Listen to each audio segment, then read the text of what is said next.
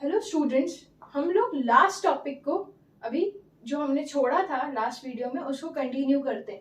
अब next topic जो है प्लानिंग चैप्टर का वो है इम्पोर्टेंस ऑफ प्लानिंग। प्लानिंग क्यों इम्पोर्टेंट है ये तो हम लोगों ने कल समझ ही लिया था वो यूट्यूब वीडियो से कि अगर आपके पास अभी कुछ सब्सक्राइबर्स हैं और मिलियंस ऑफ सब्सक्राइबर्स पर जाना है तो उसके लिए प्लानिंग क्यों इम्पोर्टेंट है। लेकिन आज हम इसको हमारे बुक के पर्पस से समझने की कोशिश करेंगे कि हमें बोर्ड क्या समझाने की कोशिश कर रहा है, एनसीईआरटी बुक क्या समझाने की कोशिश कर रही है। Planning provides direction. प्लानिंग आपको डायरेक्ट करती है। फॉर एग्जाम्पल, इस टॉपिक को समझने के लिए हम 2-3 एग्जाम्पल्स लेंगे। एक सबसे सिंपल एग्जाम्पल लेते हैं कि हम लोगों ने प्लान किया है हमारे फ्यूचर के लेके कि किसी को सीए बनना है, किसी को सीएस बनना है, किसी को एमबीए करना है और किसी को किसी फील्ड में जाना है।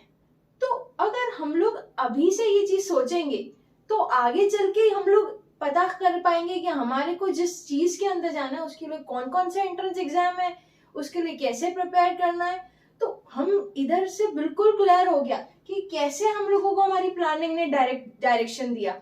आज हम प्लान ही नहीं करते कि हमें फ्यूचर में क्या बनना है, तो फिर हमें डायरेक्शन कैसे पता चलता है कि हमें किस डायरेक्शन के अंदर जाना है, किस एग्जाम्स के लिए प्रिपेयर करना है, कहाँ से क्लासेस लेनी है, उसके बाद कहाँ पढ़ाई करने जाना है। तो प्लानिंग का सबसे बड़ा फायदा और इम्पोर्टेंस अगर हम बात करें तो प्लानिंग हम लोगों को डायरेक्शन देता है, ये हमें आगे करना क्या है। ऐसे एक ऑर्गेनाइजेशन का जो हमने एग्जाम्पल लिया था उसमें क्या था कि 10% सेल इंक्रीज करनी है इस साल ऑर्गेनाइजेशन को।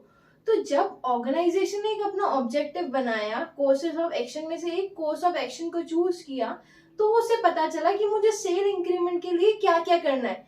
क्या मुझे कहाँ से रॉ मटेरियल परचेस करना है जहां से मुझे रॉ मटेरियल सस्ते से सस्ते पड़े, मेरा प्रोडक्शन के कॉस्ट को कम करने की कोशिश करनी है, और इससे क्या होगा कि मेरा सेलिंग प्राइस कम हो जाएगा, ऑटोमेटिकली कस्टमर्स उस प्रोडक्ट के लेके अट्रैक्ट हो जाएंगे और उसका सेल्स बढ़ जाएगा।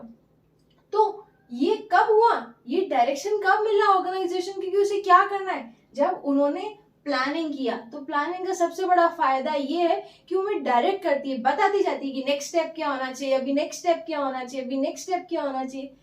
अगर एक इंसान ने प्लान नहीं किया है तो उसने कुछ नहीं किया, वो जिंदगी में कुछ अचीव नहीं कर पा सकता।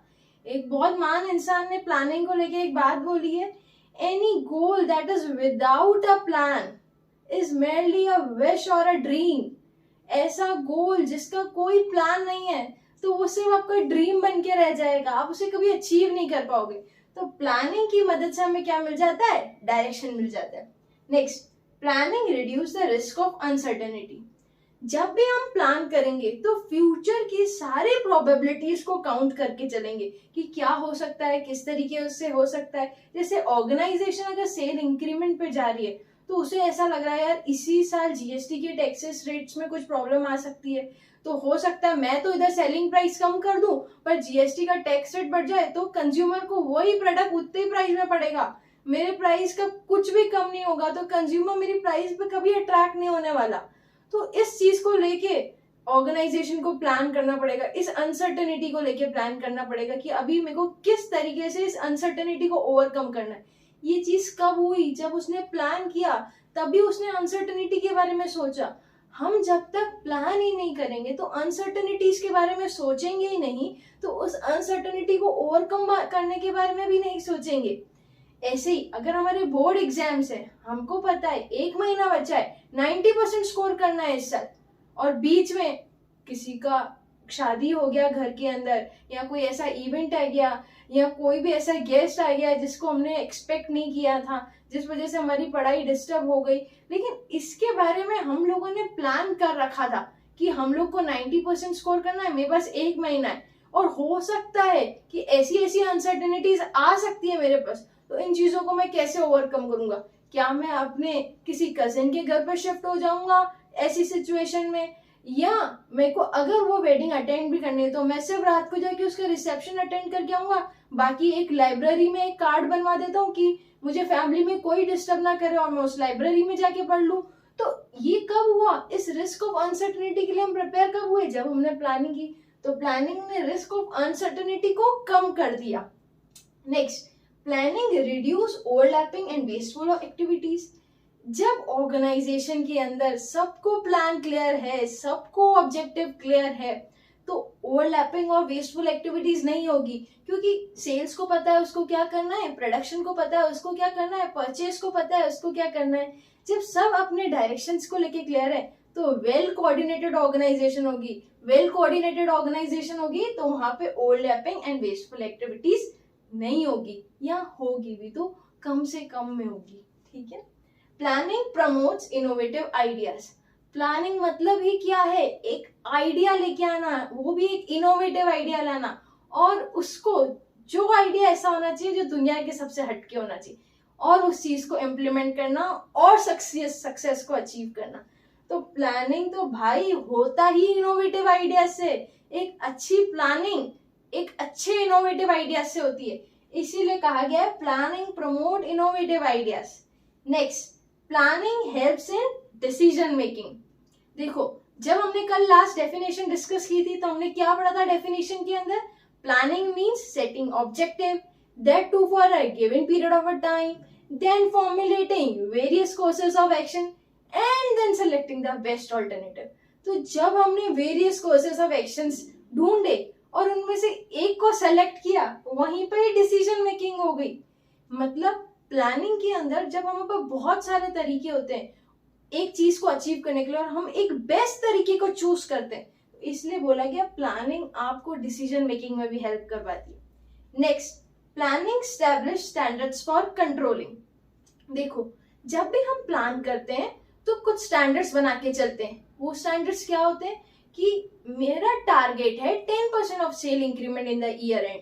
अब हाफ ईयर हो गया तो मैं देखूंगा अपनी ऑर्गेनाइजेशन के अंदर जाके, या मैं देखूंगी अपनी ऑर्गेनाइजेशन के अंदर जाके क्या मेरे टारगेट्स अचीव हो रहे हैं, क्या मैंने जितना सोचा था उतना अचीव हो गया, और अगर नहीं हुआ है तो remaining period of a time के लिए मैं फटाफट से बूस्टअप हो जाऊंगी और मेरी ऑर्गेनाइजेशन को बोलूंगी कि नहीं, अभी हम लोग बहुत पीछे हैं, सिर्फ 6 महीना बचा है, चलो लग जाओ। मतलब हमें हमारे डिविएशंस पता चल जाते हैं प्लानिंग के अंदर, क्योंकि हम लोग स्टैंडर्ड्स प्रिपेयर करके चलते हैं कि इतना टाइम में इतना हो जाना चाहिए, नहीं हुआ तो अपनी स्पीड को और बढ़ाना है, वर्कर्स को और लेके आओ, ओवर टाइम करवाओ और अपने स्टैंडर्ड्स को पूरे कंप्लीट करो। तो इसलिए बोला गया planning establish standard for controlling.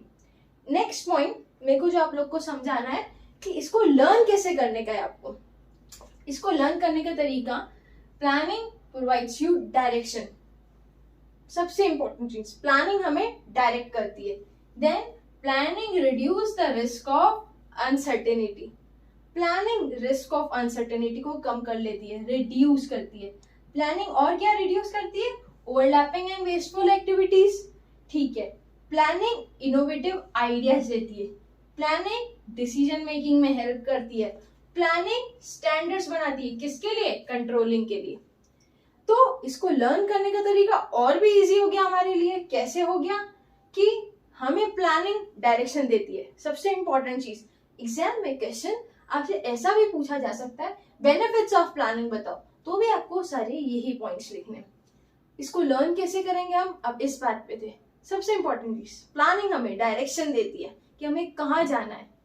Planning reduce करती है अनसर्टेनिटी को। प्लानिंग रिड्यूस करती है ओवरलैपिंग एंड वेस्टफुल एक्टिविटीज को। मतलब दो चीजें रिड्यूस पे आ गई, reduces risk of uncertainty, reduces overlapping and wasteful activity. Then planning promote innovative ideas and decision making.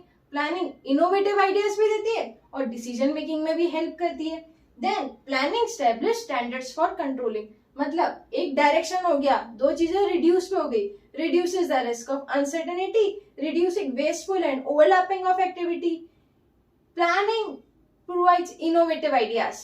Planning हमको innovative ideas देने में help करती है, innovative ideas को promote करने में help करती है, और decision making। मतलब innovative ideas and decision making and direction तीनों points बहुत similar है।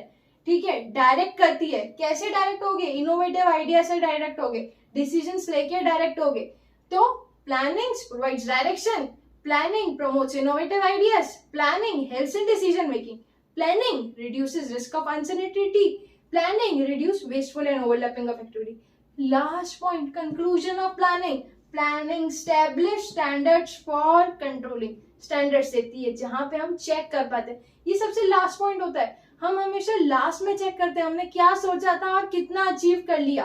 तो planning establish standards for controlling, वापस से पॉइंट्स को याद करने की कोशिश करते हैं।